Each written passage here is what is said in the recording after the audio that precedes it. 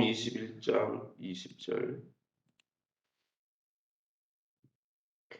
누가복음 21장 20절 말씀입니다. 저와 여러분이 자막을 참조해서 한 절씩 교독하겠습니다. 너희가 예루살렘이 군대에게 에워싸이는 것을 보거든 그 멸망이 가까운 줄을 알라. 24절. 그들이 칼날에 죽임을 당하며 모든 이방에 사로잡혀 가겠고 예루살렘은 이방인의 때가 차기까지 이방인들에게 밟히리라. 26절. 사람들이 세상에 임할 일을 생각하고 무서워함으로 기절하리니 이는 하늘의 권능들이 흔들리겠습니다. 27절. 그때에 사람들이 인자가 구름을 타고 능력과 큰 영광으로 오는 것을 보리라. 아멘. 오늘은 누가복음 21장 20절에서 28절 말씀 가지고 형벌의 날, 구속의 날 이런 제목으로 말씀을 함께하는 겁니다. 예수님은 먼저 있을 핍박과 그 핍박이 올 때 예수님 제자들의 증거의 역할을 강조하신 이후에 드디어 예루살렘 멸망을 구체적으로 언급하시며 이 예루살렘 멸망을 언급하면서 마지막 때 예수님이 다시 오실 때 이 세상의 멸망이 어떻게 일어날 건지를 설명하고 있습니다. 그런 본문을 통해서 우리가 믿고 의지하는 예수님은 어떤 분이십니까? 먼저 20절입니다. 너희가 예루살렘이 군대들에게 에워싸이는 것을 보거든 그 멸망이 가까운 줄을 알라. 이 예루살렘 도성, 예루살렘 성전의 멸망을 경고하십니다. 이 예루살렘의 파괴는 성경의 여러 곳에 이미 예언되어 있습니다. 구약의 예레미야 5장, 또 에스겔 9장, 다니엘서 9장, 미가서 3장에 분명히 예루살렘 도성이 파괴될 것을 예언했죠. 이 구약의 예언이 성취되고 말았습니다. 왜냐하면 하나님이 보내신 많은 선지자들을 그들이 거부하고 아들로 오신 예수님조차도 배척하고 그 아들이 보낸 제자들의 복음 증거마저도 외면한 유대의 도성 예루살렘의 끔찍한 운명을 기억해 보시기 바랍니다. 이는 단지 과거의 예루살렘의 동성에만 임하는 심판이 아니라 이 세상 마지막 때에도 예수님을 거부하고 예수님이 보낸 자들의 복음 선포와 복음을 듣지 않는 불신자들에게 반드시 임할 무서운 재난에 대한 경고와 예루살렘의 파괴입니다. 그날에 예루살렘에 임한 형벌보다 더 혹독한 재앙이 있을 거라고 주님이 말씀하고 계십니다. 그러기에 우리 주위에 있는 사람들이 속히 불신의 늪을 빠져나올 수 있도록 간절히 기도하며 그들에게 때를 얻든지 뭐 얻든지 우리 교회가 벌이는 SQ 전도나 아니면 하나님 나라의 복음 그 1:1 양육을 통해서 복음을 전하든지 어떤 모양이든지 복음을 늘 전하고 그들을 생명 가운데 인도시키기를 예수의 이름으로 축원합니다. 24절입니다. 그들이 칼날에 죽임을 당하며 모든 이방에 사로잡혀 가겠고 예루살렘은 이방인의 때가 차기까지 이방인들에게 밟히리라. 예루살렘의 이방인의 시대가 다 찰 때까지 예루살렘을 구속하시겠다 말씀했습니다. 이는 이방인들에게 복음이 전파되어 그들의 충만한 수가 차기까지 유대인들이 그전에는 돌아올 수 없다는 거죠. 왜 그렇습니까? 그들이 복음을 거부했기 때문에 뻥차버렸기 때문에 하나님 나라의 복음을 그 복음이 우리 같은 한민족에게 이방인들의 복음을 증거되는 기회가 됐다는 것이죠.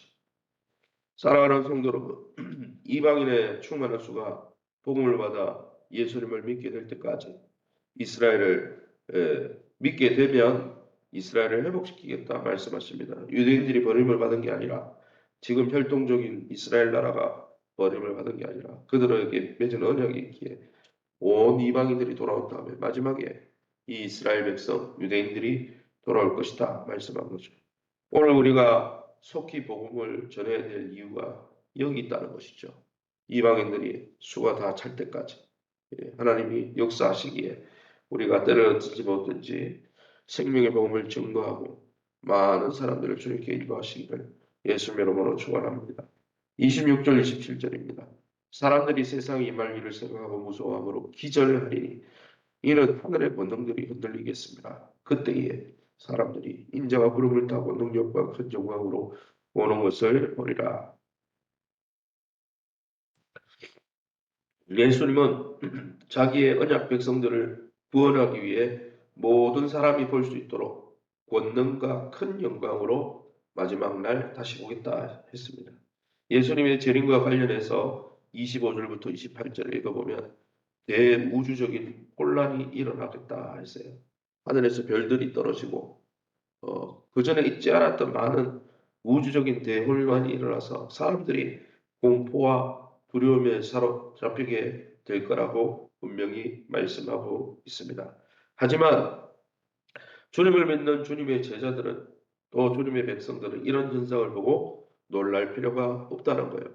왜냐하면 그렇게 된 다음에야 27절 그때에 그런 혼란이 있은 다음에 주님이 오시는 것이기 때문에 즉 그런 증거들 지진과 화산 폭발과 또 세상에 각각 도처에 엄청난 큰 불과 온갖 홍수가 일어날 때 그것이 그 빈도수가 잦아진다는 것은 주님이 다시 올 날이 임박했다는 사인이라는 거죠. 이 날이 대적자들에게 심판의 날이 될 것입니다. 하지만은 예수님을 고대하고 핍박 중에서라도 인내하던 제자들에게는 죄와 허물과 죽음과 사단의 세력에서 완전히 구원받는 구원의 날이 될 것입니다. 그러므로 성도들은 종말의 징조가 일어날 때 정신을 차리고 용기를 잃지 말아야 됩니다. 깨어 기도해야 된다는 거죠. 일상에 파묻혀서 세속에 파묻혀서 예수님이 다시 오지 않을 것처럼 살면 안 된다는 거예요. 우리 주님이 큰 영광 가운데 재림하셔서 우리의 구원을 완성하실 것이기 때문입니다. 사랑하는 성도 여러분, 지금 저와 여러분은 어떤 모습으로 신앙생활하고 있습니까? 고난 중이라도 핍박 중이라도 복음과 함께 고난을 받으며 복음과 함께 수고하고 복음 전하기 위해서 수고하고 애쓰고 있습니까? 아니면 일상에 젖어서 여기가 좋사오니 그러고 있습니까? 일어나 머리를 들라고 말씀하시는 주님의 음성에 귀를 기울이시기 바랍니다. 주님의 재림이 가까울수록 더 영적으로 깨어 경건에 이르도록 훈련할 뿐 아니라 하나님을 알지 못하는 영혼들에게 복음을 전구해야 될 사명이 우리에게 남아 있다는 것입니다. 10처녀 중에 5처녀만 그 혼인잔치에 들어갔습니다. 영적으로 준비되고 기름을 준비하고 신랑이 언제 올지 준비한 그 5처녀만이 구원을 받은 것이죠. 그러기에 주님이 우리의 머리를 들어주시며 마지막 날 위로하고 영광 가운데 우리를 영접할 그날을 바라보면서 끝까지 영적으로 깨어서 어려움 중에도 인내하면서 이 믿음의 길을 끝까지 달려가셔서 이 생명의 멸류관을 덮어쓰고 하나님께 영광 돌려 드릴 수 있기를 예수님 이름으로 축원합니다. 시간 우리 합심해서 기도하기만 합니다. 아무리 힘들고 어려워도 주님을 부인하지 않고 주님의 임재를 날마다 맛보며 이 생명의 복음을 증거하며 이 생명의 복음을 누리는 복된 우리의 삶 되게 해달라고 예수의 은혜 안에 강하고 충성된 사람들을 세우기 위해서 교회가 벌이고 있는 하나님 나라 복음 1:1 양육과 예수기도림 스쿨과 목장 사역과 교회 예배 사역과 많은 사역들 함께 동참하면서 기쁨으로 연합해서 그리스도의 장성한 분량까지 자라가는 또 복음을 땅까지 증거하는 우리의 삶 되도록 환우들과 자녀들과 기업을 놓고